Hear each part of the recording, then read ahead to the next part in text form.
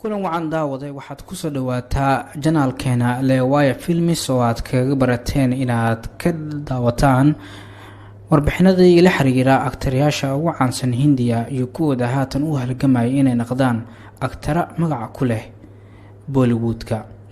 haddaba haddii aad ku cusub tahay kanaalkeena ama janaalkeena leewaya filmis, fadlan subscribe noo dheh, comment ka baxso, like ta saar, sidoo kalena gambalaalka furo si aad u hesho warbixinada ugu dambeeya ee halkaan aan soo dhigno.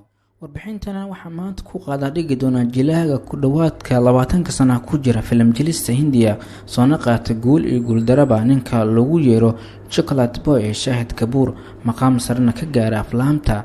jilaagan ay hadda xaasla ah heestana 2 caruur gabar iyo wiil ah, wuxuuna guursaday gabar ay waalidiinteeda ay u dooqeen oo aan caan ahayn.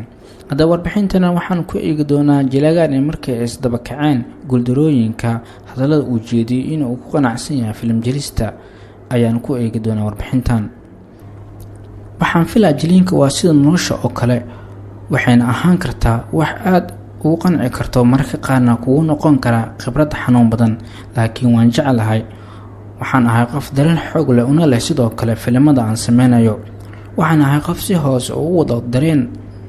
dabcan waxaa jiri kara rabitaan aad gaarayso, sidoo kalena ay tahay rabitaankeyga. Riixida oo Matoorkeygga ku kaco waa rabitaankeyga. filitaanka dhinacayga waxaan filaa inaan aqaanin meel uu ku dhamaado, iyo rabitaanka inaan dib u arko nafsadeyda oo aan sameeyo wax cusub filim walba gudihiisa. rabitaanka aan rabo inaan sameeyo doorkaasi uusan ugu riixaynin qaab ama dheel heer sare ah, ama inaan sameeyo door cusub aan suurtagal ahayn, inaan kediyo daawadayaasha, inaan sameeyo wax walbo waxyaabo kala duwan, iyo inaan ahaado qof geesi ah iyo awood leh kana cabsan dhibinada, taas oo ku imaada rabitaan ah inaan noqdo geesi. waxaan ahay jilaa u eg inay ka adkaadeen sheeyaalo.